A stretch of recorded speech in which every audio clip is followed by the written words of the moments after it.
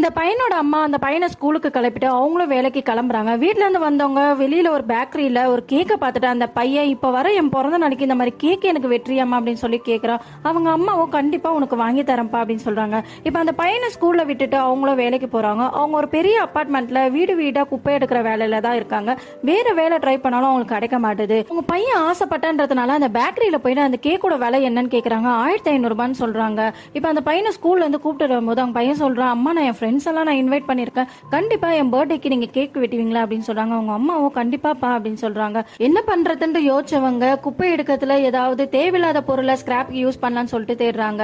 அன்னைக்கு நைட்டே அவங்க அம்மா அவங்க பையனுக்கு சாப்பாடு ஊட்டுறாங்க. உடனே அவங்க பையன் அவங்க கை ரொம்ப நாத்தடிக்குது, நீங்க எனக்கு சாப்பாடு ஊட்டாதீங்கன்னு சொல்றான். அவங்க என்னதான் கையை போட்டு சோப்புல கழுவினாலும் அவங்க அந்த ஸ்மெல் போகாமலே இருக்கு. அப்படி இருந்தாலும் அவங்க பையனுக்காக மறுபடியும் அவங்க தேவையில்லாத பொருட்கள்லாம் தேட ஆரம்பிக்கிறாங்க.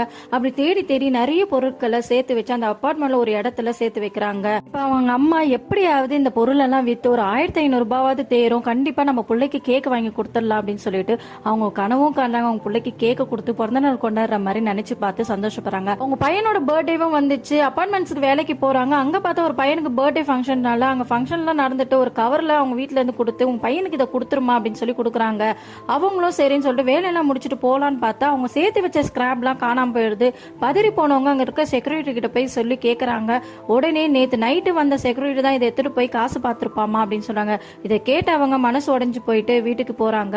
அப்பதான் ஞாபகம் வருது, அவங்க கொடுத்த கவர்ல என்ன இருக்குன்னு ஓபன் பண்ணி பார்த்தா அவங்க சாப்பிட்டு மிச்சம் கொடுத்துட்டா பாதி கேக் அப்படியே இருக்கு. இதை பார்த்து அவங்களுக்கு ரொம்ப சந்தோஷமாயிருது. இப்ப அவங்க பையன் கேட்ட மாதிரி அதுல சின்ன சின்ன பொம்மைங்களெல்லாம் வச்சு அந்த கேக்கை அழகாக்கி அவங்க பையனுக்கு பர்த்டே கொண்டாடுறாங்க. இப்ப அவங்க பையனோட ஃப்ரெண்ட்ஸ் எல்லாம் வந்து அந்த பிறந்த நாளை அழகா சந்தோஷமா கொண்டாடுறாங்க.